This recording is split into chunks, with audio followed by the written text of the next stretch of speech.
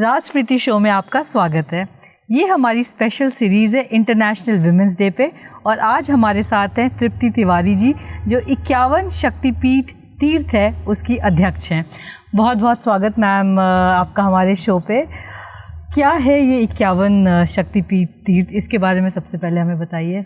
देखिए 51 शक्तिपीठ नाम जो रखा गया है तो ये माँ सती की कहानी शायद पता है सबको जी। जब दक्ष ने यज्ञ किया है तो शिव जी ने मना किया कि मत जाओ, वहाँ उन्होंने योगाग्नि से अपने आप को भस्म कर लिया था। तो शिव जी उनका शव कंधे पर रख कर के तांडव करने लगे। विष्णु भगवान ने चक्र से उनके अंग भंग किए तो वो अंग जहाँ जहाँ गिरे वो शक्तिपीठ कहलाए। जी। वैसे तो हर देवी स्थल शक्तिपीठ है लेकिन ये 51 शक्तिपीठ है जहाँ माँ के अंग गिरे। तो ये इस मंदिर की जो परिकल्पना की मेरे पिताजी पंडित रघुराज दीक्षित जी ने तो वो 51 जगह से रज इकट्ठी की। इसमें कई लोगों का सहयोग है। तो वो रज यहाँ पे है जिसके दर्शन आप करते हैं। गर्भगृह है जिसमें माँ पार्वती की तपस्या करते हुए स्थापना है। ध्वजारोही हनुमान जी और भैरव बाबा उनके साथ रहते हैं, वो हैं। प्रथम तल से हमारी अंगों की स्थापना है जिसमें प्रथम तल पे 20 अंग हैं। अच्छा। उसके द्वितीय तल पे 20 अंग हैं, तृतीय तल पे 11 अंग हैं जिससे 51 कंप्लीट हो जाता है। उसके बाद जो चौथा तल है उसमें 10 महाविद्या की स्थापना है। 10 महाविद्या 51 शक्तिपीठ से पूर्व की कथा है। क्या है 10 महाविद्या? जब शिवजी ने माँ को रोका कि तुम्हारे पिता के यहाँ से न्योता नहीं आया, नहीं जाना चाहिए, मैं ऐसी जगह नहीं जाना चाहिए जहाँ हम इनवाइटेड नहीं। माँ क्रोधित हो गई, उनको मायके जाने से मना किया तो क्रोधित हो गई। और प्लस वो अपना हक समझती थी कि पिता के यहाँ तो मैं बिना बुलाए जा सकती हूँ। तो उन्होंने क्रोधित होकर शिवजी को 10 दिशाओं से घेरा। अच्छा। और 10 रूपों में घेरा। तो ये जिन 10 रूपों में घेरा ये वही रूप है जो 10 महाविद्या। ये तंत्र की देवियां हैं, सारे तांत्रिक। ये बहुत सारे लोग नहीं जानते हैं। ये तांत्रिक स्वरूप हैं और जो गुप्त नवरात्रि होती है हमारी उसमें इन्हीं तांत्रिक स्वरूपों की आराधना होती है। नवरात्रि क्या होती है इसके बारे में मुझे लगता है बहुत 4 लोगों को नहीं पता है। नवरात्रि होती हैं। अभी जो अप्रैल में जो आएगा, अप्रैल में आ रही है उसको चैत्र नवरात्रि सब जानते हैं। एक शारदीय नवरात्रि सब जानते हैं।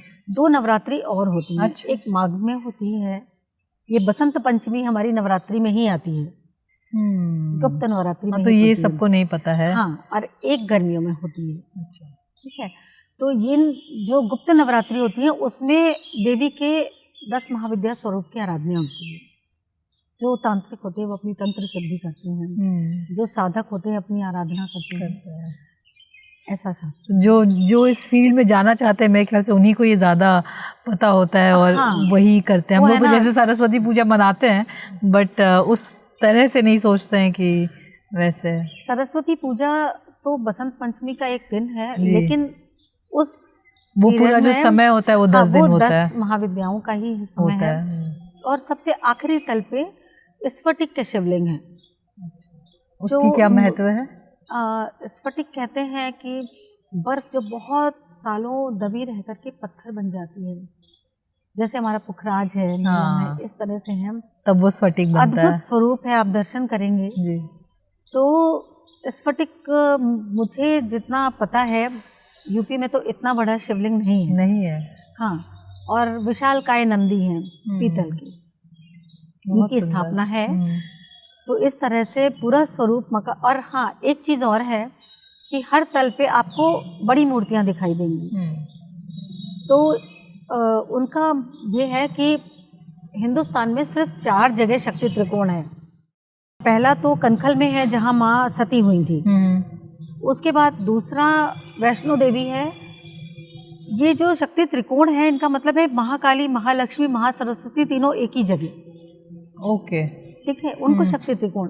ये सिर्फ 4 जगह। एक कनखल बताया मैंने आपको, एक वैष्णो देवी, एक विंध्यवासिनी माँ है, विंध्याचल। हाँ, विंध्याचल, वहाँ उसकी भी काफी श्रद्धा है लोगों में। वहाँ भी तीनों महाशक्तियाँ एक साथ हैं। और एक है वाराणसी में बाबा के सामने माँ अन्नपूर्णा, वो उनमें भी तीनों महाशक्तियाँ हैं। अच्छा, मैं विंध्याचल भी गई हूँ, वाराणसी भी गई हूँ, बट ये नहीं पता था कि वैष्णो देवी ज़्यादातर लोगों को सिर्फ वैष्णो देवी पता है, कुछ लोगों को सिर्फ विंध्यवासिनी भी पता है, लेकिन ये चार हैं। और यहाँ पे हमने जो कलश रखे हैं सारे स्वरूप हैं, तो उनकी हम परिक्रमा रोज करते हैं। ऐसा मानते हैं कि हम 51 शक्तिपीठ, क्योंकि 51 शक्तिपीठ आपके पास पासपोर्ट होना चाहिए, आपको वीजा होना चाहिए। में नहीं है, क्योंकि ट्रैवल के लिए पैसे भी बहुत चाहिए होते हैं और टाइम भी उतना ही चाहिए होता है। तो मेरे ख्याल से ये आपने एक ऐसी जगह बना दी है। मैंने नहीं, मेरे पिताजी ने, उनको प्रेरणा जो भी हुई जी, मतलब आप सभी के सहयोग से एक ऐसा सहयोग स्थान बन गया है जहाँ पे आप 51 शक्तिपीठ के एक साथ लाभ उठा सकते हैं, एक तरह से अपने आप को समर्पित कर सकते हैं माता को। अभी ये चीज़ से प्रोफेसर राणा साहब आए थे, उन्होंने मुझसे कहा, कहने लगे कि उस युग में चक्र चलाकर सारे अंग भंग कर दिए थे, कलयुग में आपके पिताजी ने अवतार लेकर के सबको एक जगह लिया है। उन्होंने स्थापना भी ऐसे कराई है ना कि चरण से शुरू हुआ है। अच्छा। तो एक तरह से इस मंदिर में माँ खड़ी हुई है।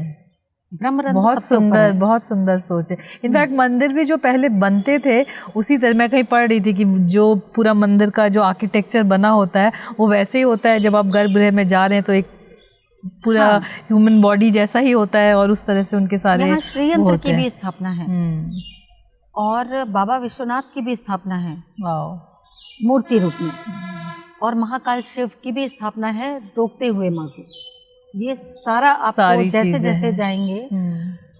और गौशाला है, क्योंकि मेरे पिताजी बोलते थे कि किसी भी मंदिर के अंग तब तक पूरे नहीं हैं जब तक गौशाला ना हो, विद्यालय ना हो, औषधालय ना हो। बहुत सुंदर बात कही। मेरे ख्याल से पहले जब बिजनेस नहीं थे या स्टार्टअप्स का ज़माना नहीं था, तो आई थिंक मंदिर इसीलिए बनाए जाते थे कि उससे ना सिर्फ आपका आध्यात्मिक विकास हो, बट हर तरह से विकास हो। बच्चों के लिए स्कूल्स होते थे, औषधि का भी वितरण किया जाता था, खाने पीने की भी व्यवस्था होती थी कि भाई कोई भूखा ना रहे। तो मंदिर ही एक वैसा स्थान होता था जहाँ हर तरह का रोजगार भी होता था, पूजा पाठ भी होता था, आध्यात्मिक विकास भी होता था। बीच में कहीं वो लुप्त हो गया, बट आई थिंक आप फिर से ये है। हमारे यहाँ 2 दिन फ्री मेडिकल कैंप लगता है, ट्यूसडे वेडनेसडे। ट्यूसडे को डॉक्टर साहब आते हैं, 10 बजे आ जाते हैं और 1 बजे तक रहते हैं। वो फ्री दवाएं भी देते हैं और इलाज भी करते हैं। ऐसे ही भावराव देवरस के साथ में हमारा है, तो वो आते हैं वेडनेसडे को, वो एक पर्चा बनाते हैं, दवाएं भी देते हैं। 2 घंटे का ये चल रहा है। गौशाला है। विद्यालय किन्हीं कारणों से आर्थिक स्थिति इतनी अच्छी नहीं थी कि हम सैलरी शुरू हो जाएगा, जब सोच रहती है तो चलाया हमने, कई साल चलाया, लेकिन फिर नहीं चला पाया। लेकिन सोच में है, पिताजी का सपना है, और मैं तो बस, मेरा समर्पण यही है कि जो उन्होंने सपने देखे हैं और इसको विश्व स्तर तक ले जाने का उनका सपना था, बिल्कुल, तो मैं पहुंचा सकूं उसको वहाँ पे। नहीं, आप बहुत सुंदर कार्य कर रही हैं, और एक मंदिर आने से एक सुकून मिलता है, एक शांति मिलती है।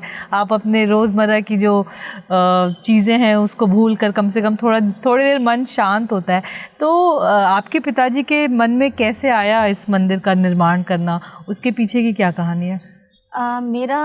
मैं एक बहन और मेरा एक भाई, हम 2 ही लोग थे। तो मेरे भाई को, वो बहुत ज़्यादा टैलेंटेड था।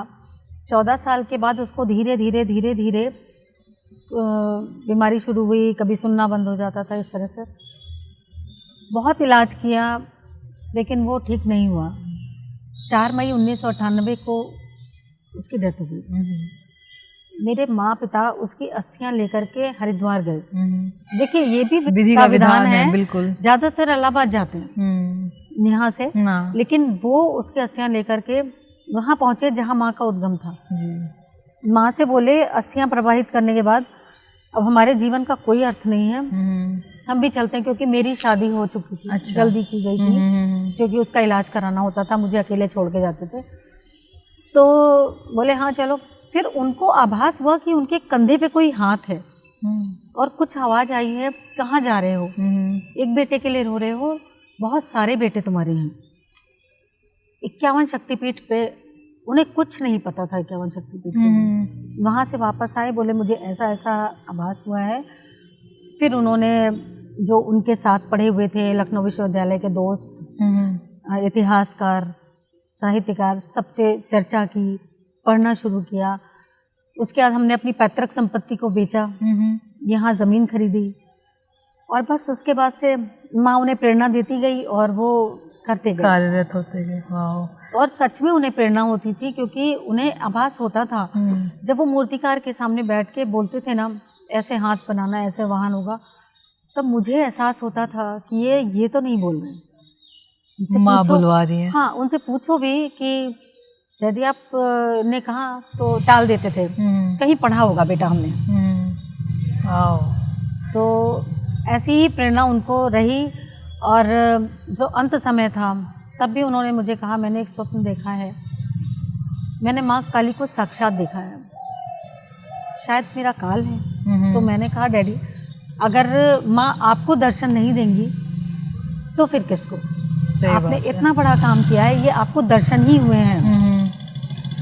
तो फिर बोले कि हाँ देखो, फिर भी टाल गए, और उसके 4 दिन बाद ही उनकी मृत्यु हो गई। बोले मैंने साक्षात काली को देखा है आज।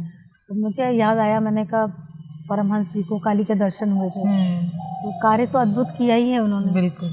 आई थिंक जो बहुत हाईली स्पिरिचुअल लोग होते हैं, इनको पता होता है। और कहीं मैंने ये भी पढ़ा था कि 9 मंथ्स पहले आपको आपकी बॉडी बता देती है, जैसे आप आने वाले होते हैं, ये मैंने तो 9 महीना लगता है आने में इस दुनिया में, वैसे ही जब आपकी जाने का समय आता है तो 9 महीने पहले आपको ये आभास हो जाता है। अगर आप स्पिरिचुअली इंक्लाइंड नहीं है तो शायद आप वो रीड नहीं कर पाते या नहीं समझ पाते, लेकिन जो स्पिरिचुअली अवेयर होते हैं उनको अपनी बॉडी, और जैसे आपने बताया कि माँ काली के दर्शन हो जाते हैं, आभास होने लगता है, और वो उस तरह से आप प्रिपेयर हो जाते हैं कि अब मेरा आखिरी वक्त आ गया है, वो बता नहीं रहते, हमने जिद की बताइए। और कुछ दिन पहले से कहने लगे थे, मैं जब सोता हूँ तो मुझे लगता है मैं माँ की गोद में सो रहा हूँ, जब मैं उठता हूँ तो मुझे यही दिखाई देता है कि मैं इनकी गोद से उठा हूँ। और जाने से पहले बातें ऐसी करने लगे हमसे, बोले अब तुमने सब संभाल लिया है, मैं निश्चिंत हूँ, मैं जा सकता हूँ। तो एक बेटी का हट, मैंने कहा मैं नहीं आऊँगी आपके संग, आप अकेले ही देखो। बोले नहीं, मैंने ऐसे ही बोला। यहाँ भी सबसे बोलते थे सेवा का कोई मोल नहीं है। सही बात, ऐसी बातें तो आप लोग सेवा समझ के करो, काम समझ के नहीं करो। सही बात है।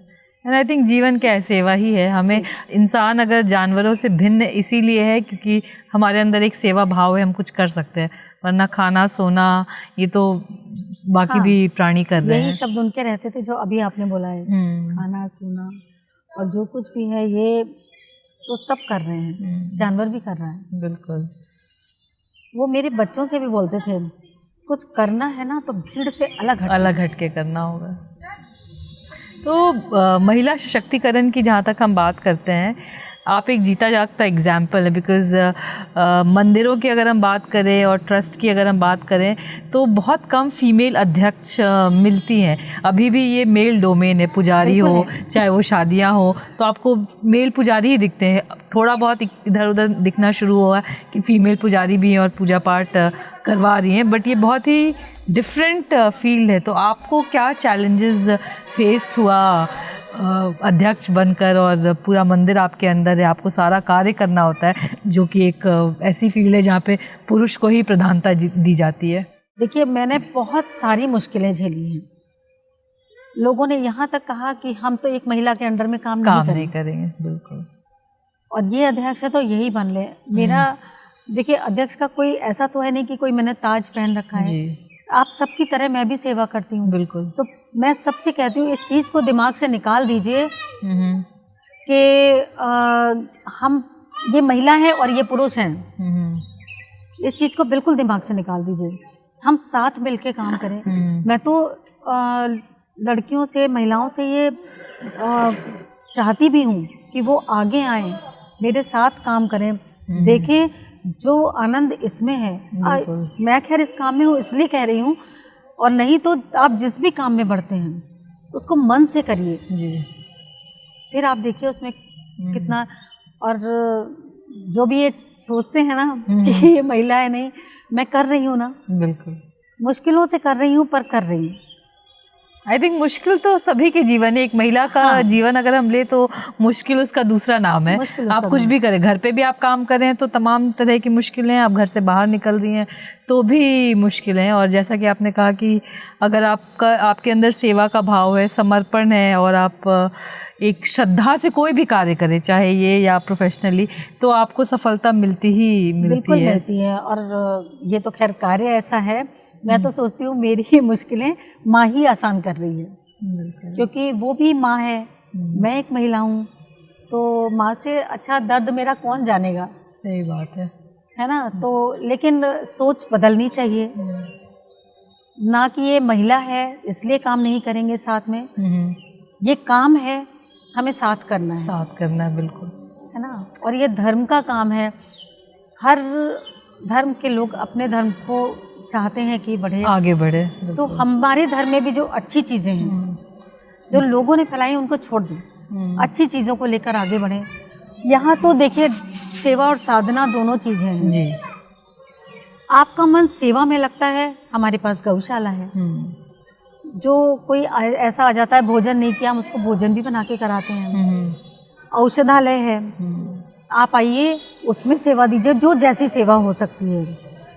मंदिर की साफ सफाई है जी, जो सेवा अभी हमने देखा अयोध्या में भी कैसे सारे सेलिब्रिटीज भी साफ सफाई कर रहे थे, कोई भगवान के सामने तो सब एक जैसे ही थे। मेरे पिताजी का एक सपना वृद्धाश्रम का भी था, मैं भविष्य में उसको चाहूँगी कि मैं पूरा करूँ। बिल्कुल। तो उसमें वो कहते थे मैं वृद्धाश्रम को अनाथ आश्रम नहीं बनाऊंगा कि आदमी आया है और बस खा रहा है, पढ़ाए, सो रहा है। मैं चाहता हूँ बुजुर्ग ऐसे हों जो दोबारा से जिंदा हो उठें और कुछ काम भी करते रहें। जिसको बागवानी करनी वो बागवानी करे जी। जो बच्चों को पढ़ा सकता है वो बच्चों को पढ़ाए, जो साफ सफाई कर सकता है साफ सफाई करे, जो पूजा पाठ कर सकता है वो पूजा पाठ करे। मुझे लगता है वृद्धाश्रम को अगर आप एक ऑर्फनेज के साथ जोड़ दें तो जो बच्चे हैं उनको एक माँ बाप मिल जाएंगे और जो वृद्ध, लेकिन इसके लिए सोच बड़ी होनी चाहिए। जी जी, तो ये दोनों आ गए, हमने पैसा दे दिया, अब तो हम यहाँ हो गए, हमने खाया पिया, हम सो गए, ये नहीं होना चाहिए। ये नहीं हो सकता है, सही बात है। जिंदगी बड़ी हाँ, मुझे लगता है बहुत सारे लोग उस उम्र में जाके ये इच्छा छोड़ देते हैं, उनको लगता है अब हम किसी काम के नहीं है, जबकि उनके अंदर एक खजाना भरा होता है, चाहे वो नॉलेज का हो, चाहे वो एक्सपीरियंस का हो, और चाहे काम भी हो। बहुत सारे लोग आज के टाइम में हम देख रहे हैं, अभी जैसे मैम से हम मिले थे विद्या बिंदु जी से, मतलब 108 किताबें उन्होंने लिख ली और अभी भी किताबें कर रही हैं, जबकि कोई ज़रूरत नहीं है उनको करने की, पद्मश्री मिल गया है, कोई ज़रूरत नहीं है, लेकिन वो जो एक जज्बा होता है ना, बहुत कम लोगों में वो देखने को मिलता है। सेवा भाव भी बहुत है, बहुत ज़्यादा। यहाँ पे आती हैं हर नवरात्रि में, और जो हमारा 1100 कन्याओं का संकल्प है यहाँ पे होता है, और बहुत बड़ा भंडारा होता है नवमी के दिन, तो वो आती हैं, वो अपने हाथ से परोसती हैं। जो लोग ऐसे खड़े रहते हैं ना, मुझे लगता है उनको देख के प्रेरणा लेनी चाहिए। सही बात, बहुत सही। वो अपने हाथ से परोसती हैं, खिलाती हैं, हमारे साथ जो हो सकता है वो, मतलब हमें तो बहुत आशीर्वाद उनका मिला हुआ है। नहीं, आप भी बहुत अच्छा काम कर रही हैं तृप्ति जी, और बहुत अच्छा लगा इस मंदिर के बारे में जान के कि यहाँ इतने लोग शांति की खोज में आते हैं, सुख सुकून की खोज में आते हैं, और जितनी सारी सेवा आप कर रहे हैं। हाँ, हम लोग गरीब कन्याएं हैं, उनकी शादी भी कराते हैं। हमने यहाँ 2 विधवाओं का विवाह भी कराया है, उनको समझा के जी, और आज वो बहुत सुखी हैं, खुश हैं, और हमारे परिवार का सदस्य हैं। यही सब विमेन एम्पावरमेंट है, बस खाली पेपर या डॉक्यूमेंटेशन में बोलने से नहीं होगा। इस तरह की जब चीजें होंगी और समाज में, बस ये है कि हम बहुत दिखावा नहीं कर पाते हैं कि हमने बैनर लगाया करा, उसकी जरूरत शांति से करते हैं, लेकिन हम अपने सुकून के लिए, हमें बहुत अच्छा लगता है। बहुत मुझे लगता है कहीं ना कहीं पिताजी को भी अच्छा लगता होगा कि उन्होंने जो हमें संस्कार दिए हैं, बिल्कुल, तो वो मैं कर पा रही हूँ। पिताजी का ही आशीर्वाद है। आई थिंक उन्होंने एक सोच बनाया और आप उस सोच को लेके आगे जा रही हैं। विश्व भर में इस मंदिर की चर्चा हो, मुझे लगता है देश विदेश से लोग यहाँ आए, जो इंडिया आते हैं घूमने के लिए और 1-2 शक्तिपीठ ही घूम के चले जाते हैं। आई थिंक उनके एजेंडा में अगर ये भी हो तो यहाँ आके वो सारे शक्तिपीठ उनके एक साथ हो जाएंगे। तो आई होप आपका ये सपना जल्द ही पूरा हो, और बहुत अच्छा लगा आपसे बात करके। मुझे भी बहुत अच्छा लगा कि आप हमारी बात को बहुत दूर दूर तक पहुँचाएंगी। शायद विश्व भर में पहुंचे। बिल्कुल, यही हमारी भी माँ कामना का है। आशीर्वाद हम दोनों को मिले। Thank you. जय माता की। जय माता।